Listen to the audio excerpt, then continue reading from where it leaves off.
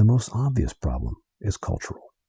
We are told that we are born into the world, and our language provides no way to say that we are of the world. It can only place us in the world, in various spatial relationships.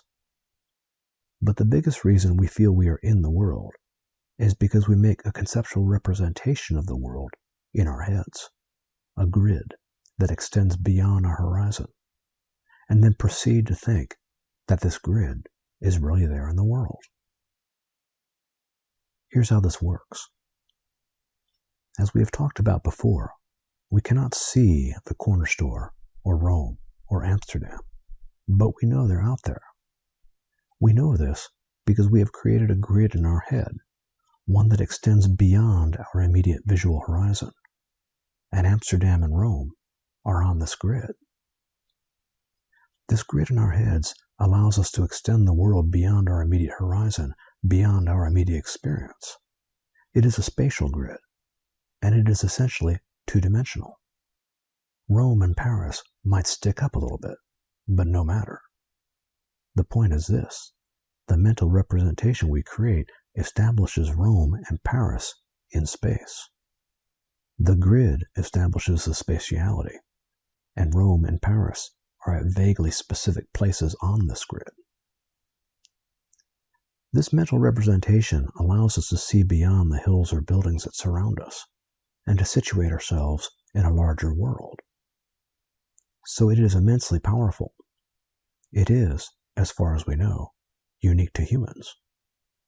Our mental representation is so strong that we end up believing that the spatiality of the grid is real, that it exists outside our heads, and that it is basic to reality. We believe that there is a pre-existing grid or environment of space, and Rome and Paris are located in that space. The problem is this: Rome and Paris are happening in time.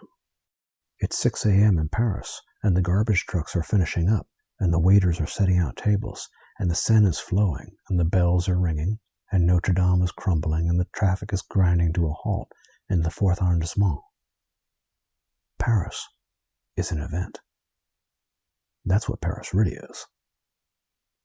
But because of this conceptual grid that we have in our heads, we think Paris is a certain place in Cartesian space, and all of these things happen in a place called Paris. In terms of chicken and egg, we think space comes first. Being happens in space. Waiters are putting out tables in a place called Paris.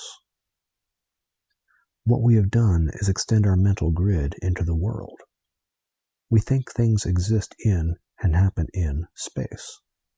This means we separate being from space, and we make space come first. Waiters putting out tables in Paris is not what Paris is. It is something that is happening in a pre-existing conceptual place called Paris. We place spatiality prior to the temporal event of world, and think world happens in space. All of this stems from our mental modeling of the world that lies beyond the horizon. And what happens next is this: your OS extends this grid inward over the horizon to where you stand, so that it is all seamless and you are on the grid. So you also exist in space. This is all Cartesian modeling, and it is all taking place in the brain. But we start thinking that this grid actually exists, and that this grid is where everything is. We start thinking that space comes first, and that space is the background structure of the world in which things exist. We think space is there before being. But ontologically, nothing comes before being. Being discloses or discovers world. Within our own horizon, where our being actually occurs, the only place where we ever actually are, spatiality always comes after being. Our experienced spatiality always emerges out of the phenomenal moment of being that is occurring.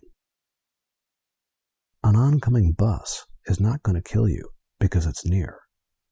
It's your realization that the oncoming bus might kill you that establishes the fact for you that the bus is near. The spatiality of that situation does not get established and defined until you attach the "it might kill me" meaning. So, the bus might kill you, and that makes you realize that the bus is near.